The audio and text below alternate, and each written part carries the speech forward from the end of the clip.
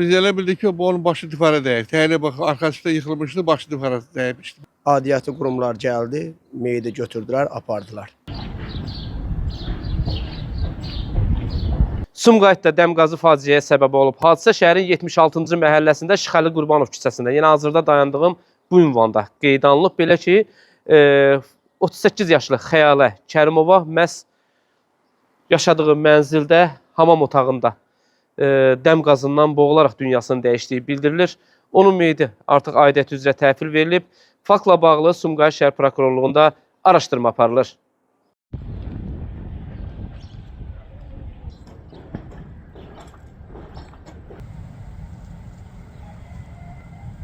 Bir şey də elə ölübdü dəm qazından, nəsə olmuşdu, başqa Yəni elə eşitdi. Hə, elə eşitdim mən. Yəni dünən hamamda yunmaz indirini. Vallahi onu bilmirəm mən. Elə dedi hamamda yıxılıb ölüb. Vəssalam. Bu nə vaxt olub hadisə təqribən? Vallahi bilmirəm, mən də axşam eşitmişəm. Yəqin axşam tərəfi olardı. Axşam da apardılar morqa yuduzmağa da.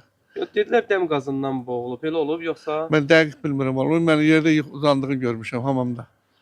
Yəni ilkin ehtimalı nə deyirlər, nə eşitdiniz, nə bildiniz? Biz elə bildik ki, bu onun başı divara dəyib. Təyyarə bax, arxasında yıxılmışdı, başı divara dəymişdi. Bax, hələ vəziyyətdə idi. Hələ görmüşəm mən onu.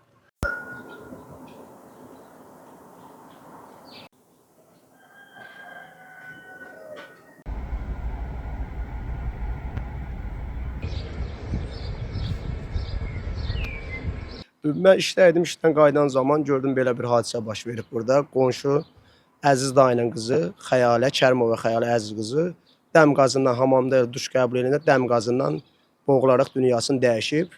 Adiyyəti qurumlar gəldi, meyidi götürdülər, apardılar. Belə olub yəni hadisə. Dəm qazından boğularaq dünyasını dəyişib. Hamamdaydı meyitdə, yəni bunu qonşular da belə falan hamı gördü, şahidlər. Yəni, dəm qazından olub. İlkin deyilən məlumat, hadisə belə olub. Mən işdən gəldim, belə gördüm hadisəni, belə eşitdim.